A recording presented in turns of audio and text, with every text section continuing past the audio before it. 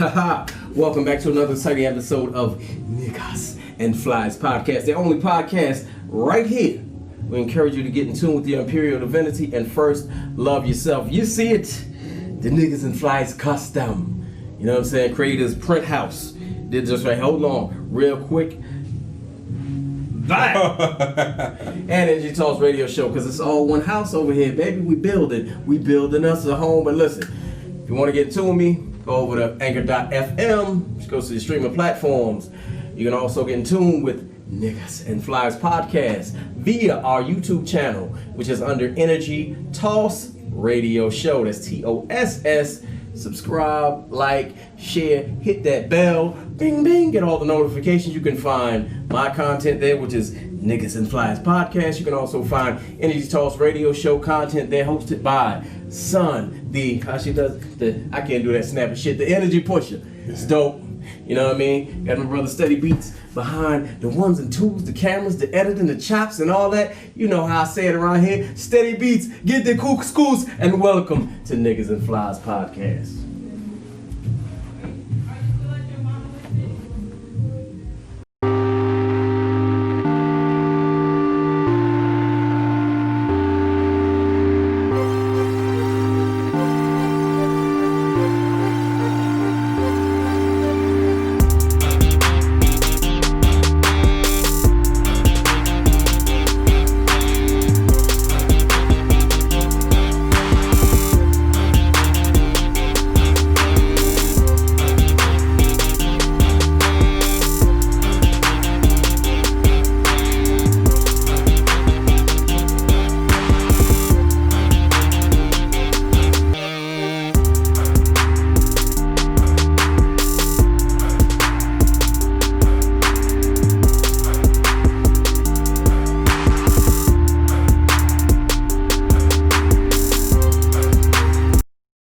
Welcome, my niggas, to Negus&Flys podcast. I'm your host, Jupiter Love. Listen, man, this evening, whom we have in our midst, if you will, rising, uprising, surprising, comic, actor, thespian of the world, Raheem, the Dream, Holt.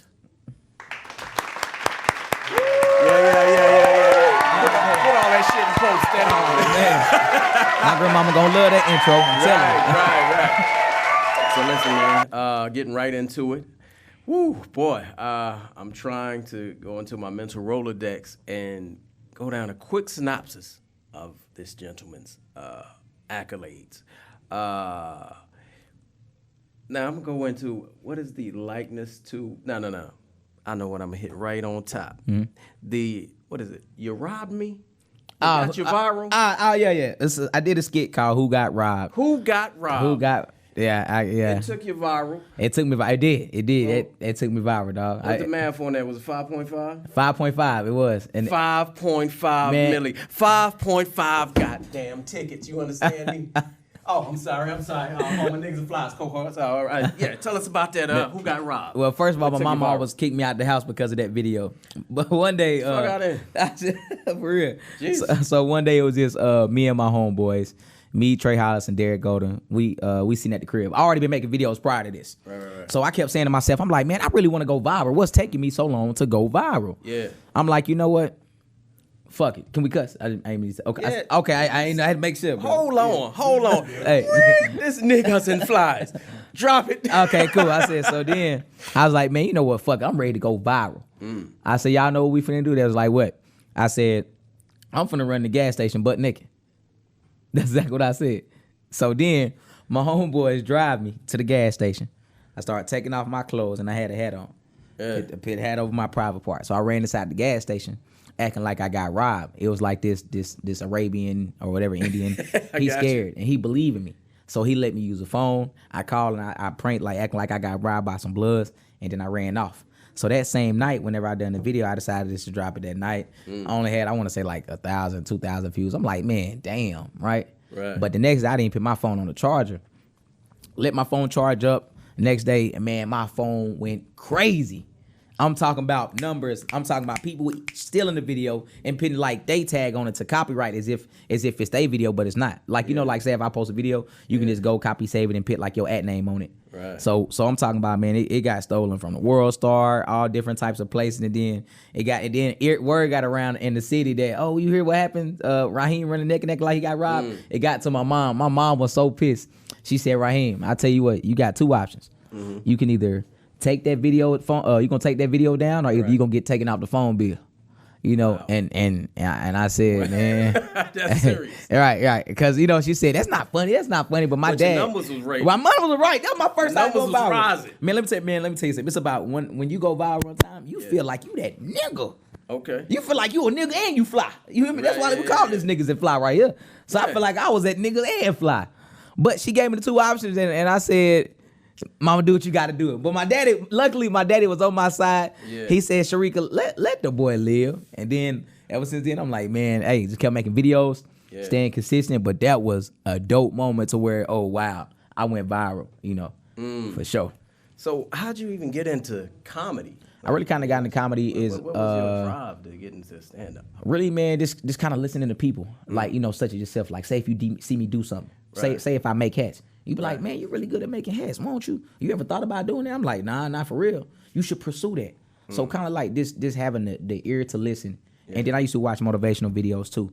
They said, you got to find like your gift. And the gift is where you give the least amount of effort, but you get the most amazing results. Absolutely. I realized like I got a personality, a gift of gab. I can make people laugh naturally. And I'm high energy. Right. You know, so doing those videos, you know, a barber used to cut my hair by the name of KB. He was like, bro, you ever thought about moving to Nashville and just, you know, doing comedy? And then, you know, another friend of mine, Brooks, she was like, yeah, you need to go and just do it. I'm like, yeah, but I don't know.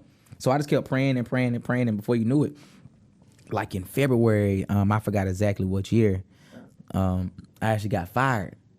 But at the same time I got fired, my homeboy was moving to Nashville. So I felt like that was a sign of God. I'm like, oh, snap, I just got fired. My homeboy finna move to Nashville. Then boom, I can live with him. Then boom, there we go. I'll be taking off to Nashville. But whenever I got fired from my job, I didn't tell my mom. I was fake going to work. You ever fake go to work? I know what you mean. Okay. I wake up goddamn 6 in the morning, put my whole outfit on, driving my car, and go sleep at Hardest, nigga. You hear me? Come on, somebody. They changed my shift for the day, for the last couple of days. So right. You gonna so then I would see my mama, because my mama worked right beside the Hardest at a nursing home. I would see her drive her truck, and then I go in there and go home real quick, sleep, whatever. Blase. One day I didn't realize my mama came home from work early because she left something and I was asleep. Yeah. So the first time she said, Raheem, you home early? I'm like, oh, snap. I'm like, yeah, they, you know, like, let me go off early and stuff like that. Yeah. She's like, oh, okay, cool. And then one time I ended up being late trying to fake go to work. Yeah. And she said, Raheem, you overslept. I was like, oh, shit. You know, so I got tired of faking it till I make it some shit. I went ahead and told my mom, man, she snapped. And I kind of hate, the worst thing you can do is lose your job on February, because if you got a little chick, and she found out you ain't got no money. Valentine's coming. Man, I'm like, man, this ain't this about a bitch. You hear me? Nah, that was crazy. So then I ended up moving with my best friend to Nashville, Tennessee, and we was living with his cousin, you know, Tanya. She's a female, and she let us stay with her for about, you know, like 1 month and a half, 2 months, until we got a month together, and me and my best friend moved in. Yeah. And then, you know, from there, man, it was straight hustle. You know what I'm saying?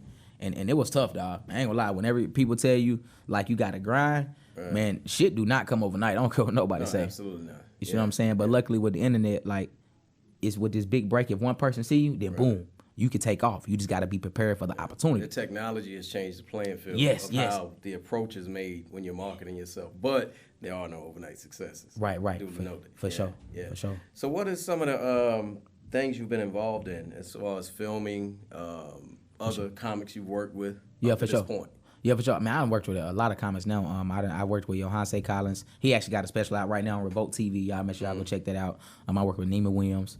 He done been on the road with Cedric and Tanner. Right now I'm on tour with a comedian by the name of Steve Brown. Okay. You know, he's been seen on, you know, Def Comedy Jam, HBO. He's been on tour with Ricky Smiley, J. Anthony Brown, Eddie Griffin. Just name a few. What's the name of the tour?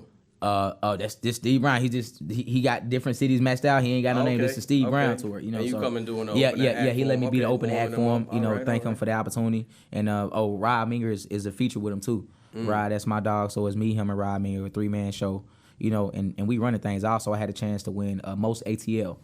It's an award given by Butter ATL. It's a company They found like the person that just most Atlanta ended up winning that.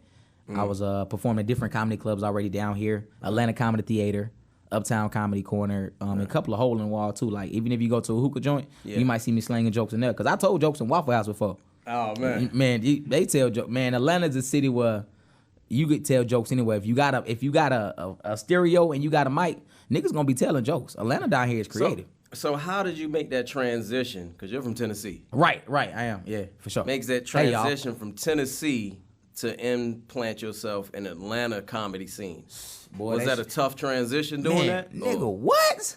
Tough? Yeah. It's still tough right now. And I say it because, let me tell you something, man, like, because when I say, like, I came from, like, the internet era and, like, a couple of my homies and, like, the people that do comedy in Nashville told me, like, yeah, Raheem, you know, you do internet skits, you do sketches and stuff, but what you need to do, you need to hit that stage. And then I kept asking why. There's like, well, if you do comedy, you got to hit that stage. And a better understanding by if you want to be a comedian, that's just like saying whenever you apply for a job, before you apply, they tell you all of the requirements, right? Correct. So say if I apply to be a teacher, they want you to have a college degree. They want you to have this. They want you to have that. So like when being a comedian, in order to be like a student, you must know how to write. You have to understand the format, such as premise, timing, setup, punchline, delivery. Timing is everything. Right. You have to understand the genres of comedy. Yes. Because guess what? It's just like in music, there's like so many genres: rap, hip hop, gospel. Absolutely. There's 21 to 22 different comedy dramas. There's genres and then subgenres. Subgenres. There you go. Within that, man, absolutely. Black comedy, blue comedy. So stand up is something that I had to grasp. I started trying to do stand up in like October, I want to say 2018, October 3rd. And I bombed, of course, but at the same time, the same day I bombed, I actually got a radio job with We Battle TV. So I was on stage on a hoverboard. I fucking fell off the stage. The dude on the radio station, Hood Rock with We Battle Weekly Radio, he thought that was funny. You know what I'm saying? he thought catching the injury was hilarious. Right. I'm like, damn, okay, cool. So then I started doing that. And then I tried to do stand up again.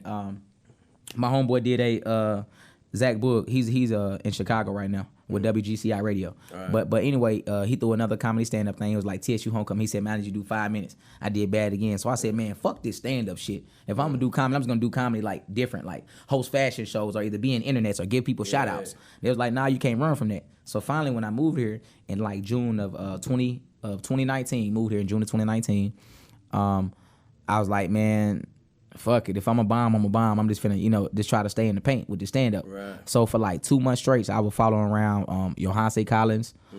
Even Chris Jones took me up on his wing a little bit, and I had a chance to meet like a couple other people that be in these trenches out here. That was you getting some game. Yeah, getting some game. They was telling me about like all that. They was like, boy, you gotta eat, breathe, and live it. You need to like Odell be like, boy, you gotta hit these stages 5 and 6 times a night if you want to be strong. You like, if you bombing, fuck them. You go up there and you talk your shit and you do your set and you have fun doing it. So then finally after, doing tight fives, I finally started to get like a little wings up under my belt a little bit. Yeah, I started getting 5. I'm like, oh snap. Then I got 10. Yeah. You know what I'm saying? Then I got 15 on me. And then, I get a call like, hey man, you want to come be my feature? I'm like, oh yeah, let's do that. And I had an opportunity, man, a great opportunity whenever I was getting my wings up under myself, which I still am now. Right. I'm still definitely doing it in the stand-up comedy game. But not as being a comedian, but a stand-up. I had a chance to open up for TK Kirkland whenever he received the Red Fox Award down here. Right there. Yeah. So TK Kirkland. Hold the fuck up. Yes, sir. For all the niggas and flies cohorts right now, if you don't know who the hell TK Kirkland is, fuck it, Google him. That's all I gotta tell you. Yeah. Continue, good sir. Yeah. So TK Kirkland, he is a man, dog. And then from there, man, I had the opportunity just to meet other people that's at higher platforms just by networking. Because I realized now when I moved up here, man, you could be a damn Joe Blow and be a nobody. But as long as you know somebody, you okay.